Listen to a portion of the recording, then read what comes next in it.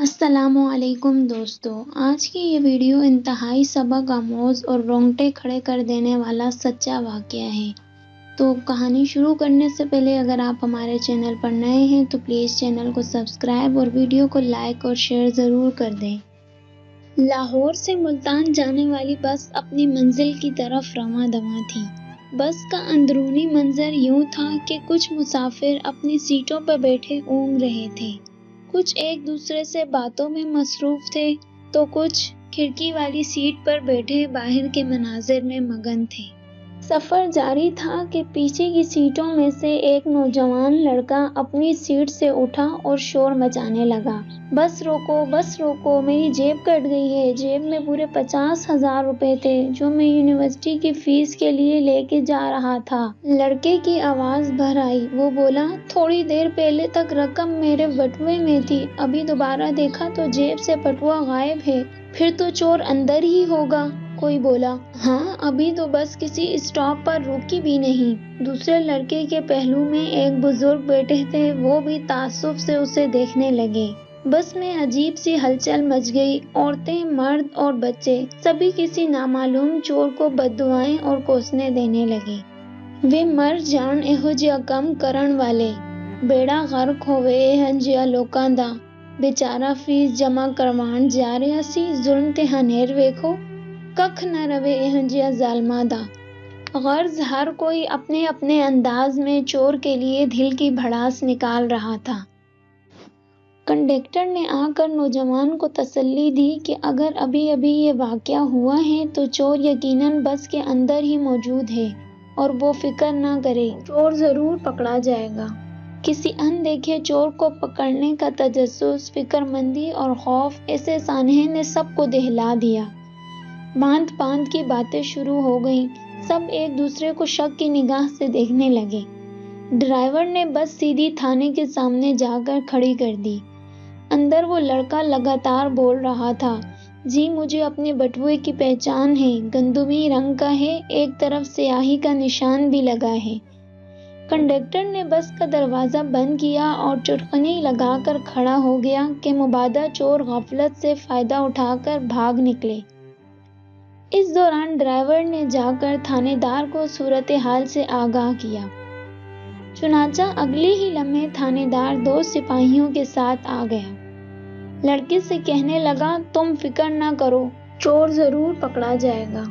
چلو جی ایک ایک بندہ تلاشی دیتا جائے اور بس سے اترتا جائے۔ چنانچہ ایسا ہی کیا گیا۔ سب سواریوں کی تلاشی شروع کی گئی۔ جب لڑکے کے ساتھ بیٹھے بزرگ صورت سفید پوش آدمی کی جیب ٹٹولی گئی تو لڑکے کی بتائی ہوئی نشانیوں کے مطابق گندمی رنگ کا چمڑے سے بنا ایک بٹوا برآمد ہوا۔ لڑکا چیخا، ہاں یہی ہے، یہ دیکھو اس کے کونے پر سیاہی کا نشان بھی ہے، اسی میں میرے 50,000 روپے ہیں۔ سواریوں کے علاوہ دوسرے لوگ بھی اکٹھے ہو کر تماشا دیکھ رہے تھے۔ تھانے دار نے فوراً نوٹ گنے، وہ واقعی اتنے ہی تھے جتنے اس لڑکے نے بتائے تھے۔ بزرگ نے کچھ کہنا چاہا لیکن شور میں اس کی آواز کسی نے نہ سنی۔ تھانے دار غصے سے بولا، تو نے چٹی داڑھی رکھی ہوئی ہے، شرم نہیں آتی؟ اپنی عمر دیکھ اور کرتوت دیکھ۔ بزرگ کا چہرہ اس اچانک افتاد شدید ذلت اور رسوائی سے زرد پڑ گیا، ہونٹ کپ کپانے لگے۔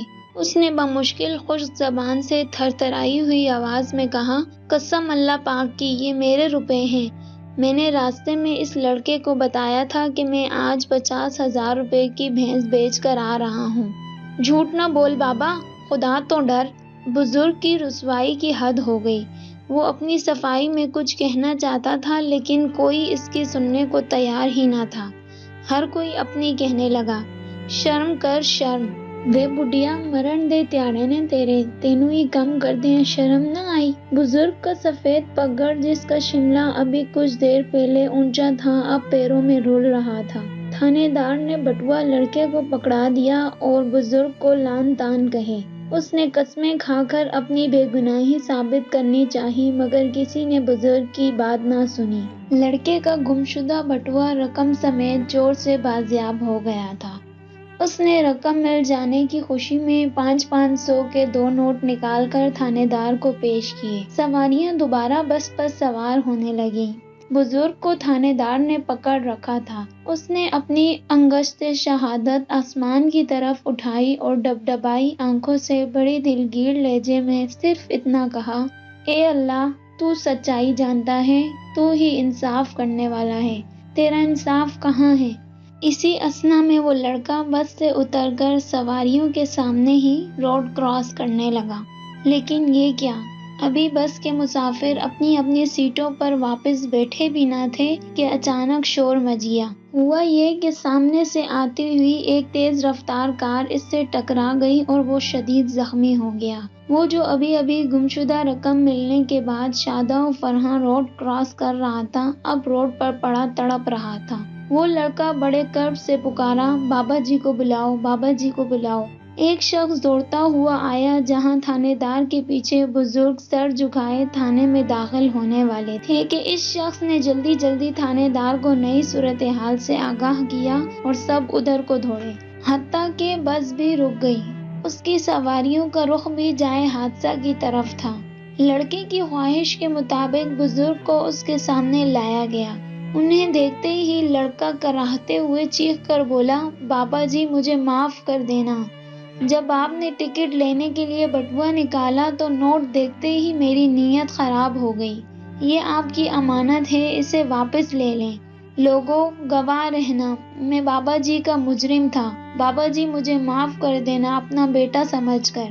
خون کے فوارے اس کے ارد گرد پھیلے ہوئے تھے۔ وہ موت کی دہلیز پر رکا یہ باتیں کر رہا تھا اور پھر دیکھتے ہی دیکھتے موت کی آغوش میں چلا گیا۔ بزرگ کا چہرہ آنسوؤں سے تر تھا۔ سارے مجمع کو سام سونگ گیا تھا۔ اس نوجوان کی موت نے سب پر سکتہ طاری کر دیا تھا۔